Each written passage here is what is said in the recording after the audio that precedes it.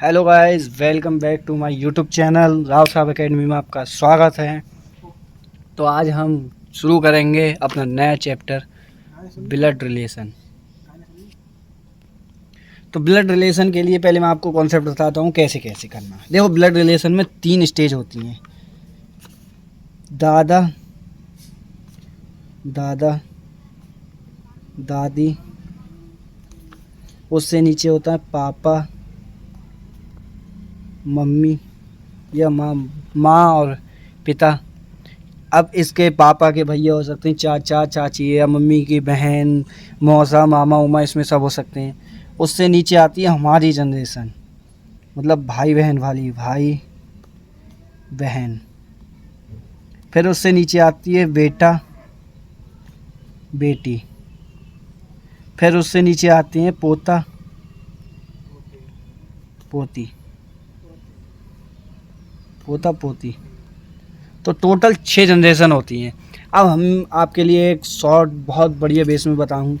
हमें जेंट्स को ट्रायंगल में मानना है, जितने भी जेंट्स होंगे उन्हें ट्रायंगल मानना है, और जितने भी लेडीज़ होंगी उन्हें सर्कल मानना है। इसका मतलब जेंट्स को त्रिकोण और लेडीज़ को गोला।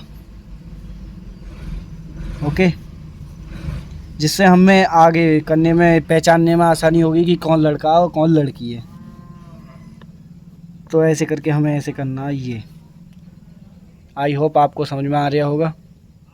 ये करना है। और हमारे लिए जो जैसे कपल होते हैं एक तरीके से, मतलब जो शादीशुदा, तो उनको क्या करना, बीच में डबल मानना, मतलब बराबर, इक्वल। और जैसे जो भाई बहन हैं, इनका रिश्ता तो डैश, और मम्मी पापा ये शादीशुदा वालों को डबल। ठीक है। तो ये आपको ध्यान रखना है बस। अब कौन कौन सी जनरेशन, पहली दादा दादी, फिर पापा मम्मी या पिता और माँ, फिर भाई बहन, फिर बेटा बेटी, फिर पोता पोती। ये 6 जनरेशन है। तो इसी प्रकार हम पहला क्वेश्चन करेंगे अपने। यदि पी पति है क्यू का और आर माता है,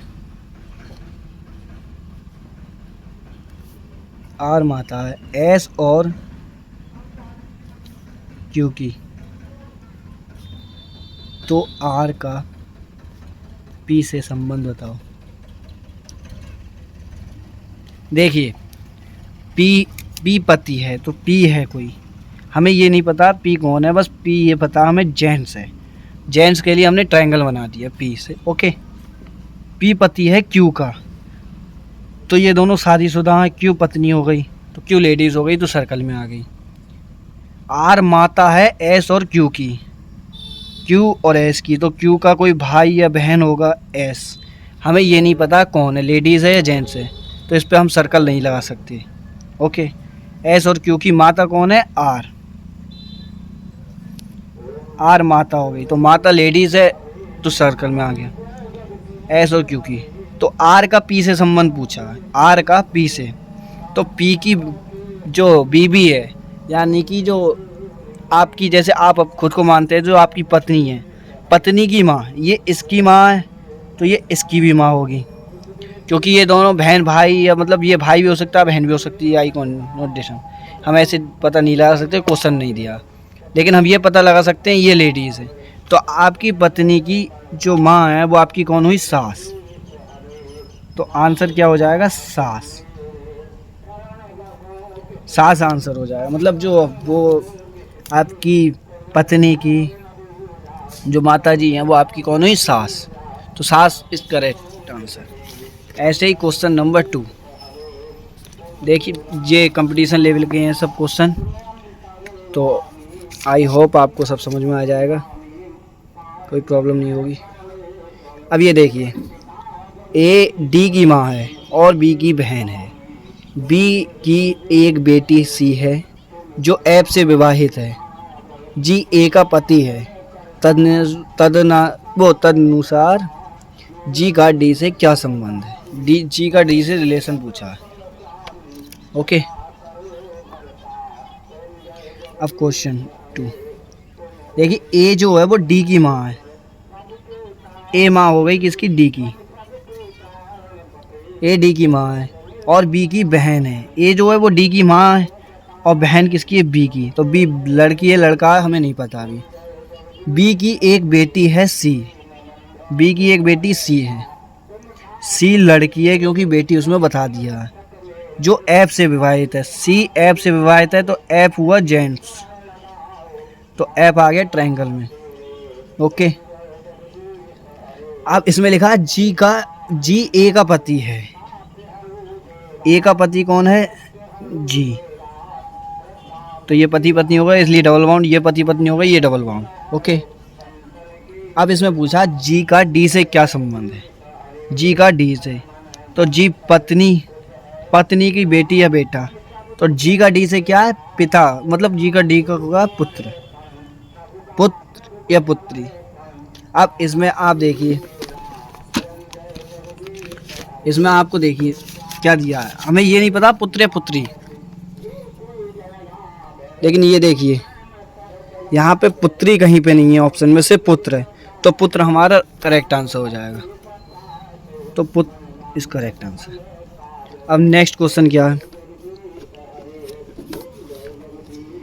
नेक्स्ट क्वेश्चन है हमारा, डी बी का दामाद है, ए का साला जीजा है, जो सी का भाई है, तो ए का बी से क्या संबंध है। ओके, ए का बी से रिलेशन बताना है हमको।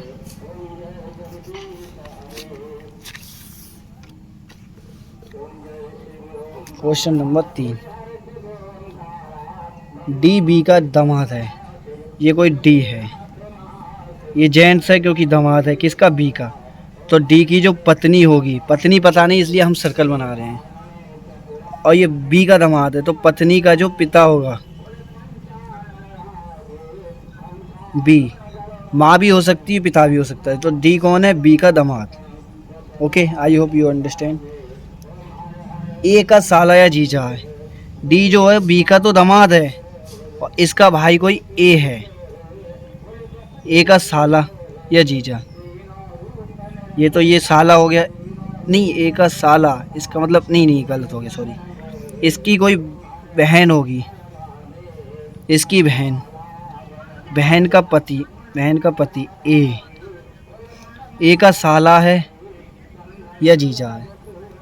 ओके, जो सी का भाई है, ये है सी का भाई। ए का बी से क्या रिलेशन है, ए का बी से